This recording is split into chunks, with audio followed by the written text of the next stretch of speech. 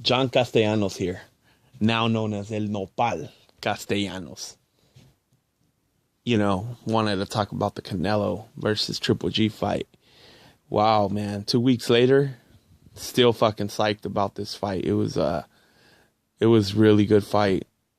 And, a lot of back and forth as always. At the beginning, there was a lot of back and forth. But one thing I do remember is, these Triple G fans, they got rabies straight up, man. And they were claiming that their guy was going to knock out Pussy Canelo in like 6 rounds.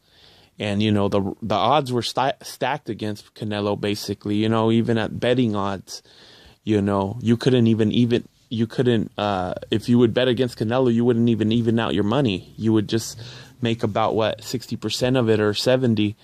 And so basically the odds were stacked against him. He's going against a guy that fought, at like 250 or 300 amateur fights. I don't know, but they said that he only lost about 5. I'd have to go go check the numbers again. I know I used to look at BoxRec a lot, but for some reason I stopped looking at it. And we know Canelo only had about 50 amateur fights, but we do know Canelo started his pro career at 15, whereas Gennady, he started his pro career at like 28. So Canelo was already fighting with grown men, supposedly. I don't know. I didn't see his footage of when he was 15 years old fighting with grown men. But I will tell you guys this.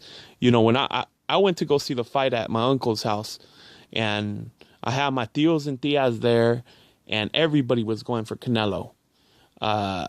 And they were so disappointed with the fight, because they thought Canelo was basically running. And what I did observe is he did a little bit of defensive fighting, and he was backpedaling. But I would say he only backpedaled. He backpedaled about 20% of the fight. Whereas when Lara fought Canelo, he was doing about 80% backpedaling and, stick and move the whole fight. So there was a big difference there for those of you that want to throw that in Canelo's face and say that he did the same thing that Lara did. No, that's not true. He didn't do the same thing. Plus that he was more effective than Lara was. He was really effective with Triple G. He managed to get in some very good hits. And, like I said, I watched it at my Theo's house, and everybody was disappointed the way Canelo fought. I wasn't disappointed. I was telling him from round 1, okay, round 1, this goes to Canelo. Round 2, this goes to Canelo.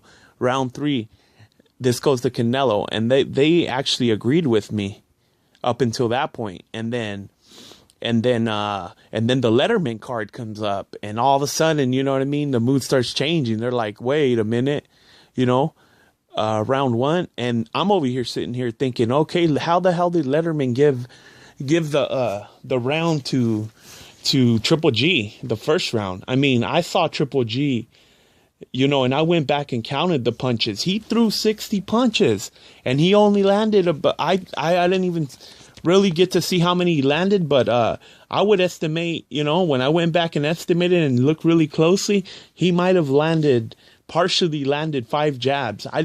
At first I didn't even think he landed anything. So what kind of percentage of punches? That's like 9 or 8% of your punches that you're landing. So you know what I'm saying? Instantly I knew that the Letterman was being biased, and his total thing was BS. And I also knew that, because Letterman told them, well, I had Canelo winning. It's 2-3 right now. That was at the 3rd round. I instantly knew that these guys, and then what's his name too? Lampley. He was saying, well, I'm going according to the punch stats. So we know the punch stats are BS too. I give you guys a challenge. Go back and, basically I just, out of these 25 or subscribers that I have or so, I challenge you guys. Pick a round from 1 to 12. And if at least 12 of you guys do it, I challenge you to take 10 minutes out of your day and get a piece of paper, count how many rounds how many punches Gennady threw.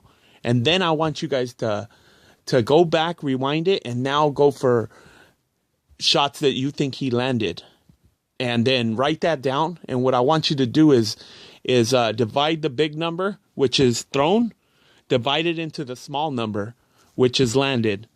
And then once you do that, you'll get the percentage of his punches, although it won't be broken down into the small category, which is jabs and power punches.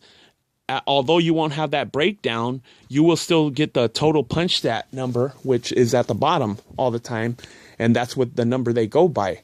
But you will see that in the whole, if I can manage to get 12 people to do that, you guys will actually see that in the whole fight, Gennady he wasn't effective in his punching. He wasted a lot of punching. You'll see that he often throws little small jabs that are more to keep his opponent at a certain range so he doesn't get close. And he throws a lot of those. But let me ask you something. I omitted those in my counting, but do you actually add those in? Because, all in all, if he's in a good range to connect a combo, he's going to do it. And he's going to use that lazy jab that doesn't even fully extend to set up a combination.